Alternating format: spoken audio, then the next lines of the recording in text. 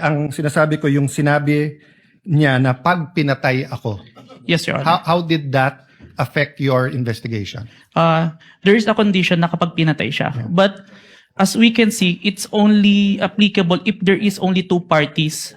The statement make a loophole wherein a third party can use that na kapag namatay si BP, ma-execute ngayon yung statement ni BP na may nakausap na siya without the participation of the one mentioned, the President, the First Lady, and the Speaker of the House, Your Honor.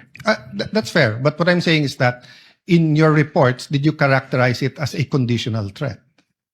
Kasi kung hindi naman siya pinatay, the logical implication is that there's no threat against the... So I'm not saying it's not illegal, immoral to contract a killer. I'm just trying to follow the logic na pag sinabi kong pakukulong kita, Mr. Witness, pag nagsinungaling ka under oath, then it's actually not a threat. It's a legal... I'm just telling you the law, di ba? Pero pag sinabi kong pag hindi ka sumunod sa akin, anuin kita. So that's my last question lang. So how did you characterize that? It wasn't a conditional in your mind because may kinausap na? Even with or without, sir, it's still considered a threat as long as the I person... have no doubt there. I'm just asking, is it a conditional threat?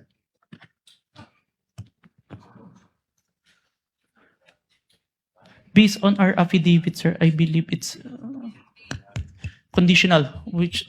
Based in your affidavit. But your initial assessment, yung personal mo as an investigator, this is an investigation of the whole NBI, but yung personal mo. The threat is absolute, sir. Okay. Thank you, Mr. President. Thank you. Thank you, Senator Judge Cayetano. Yeah.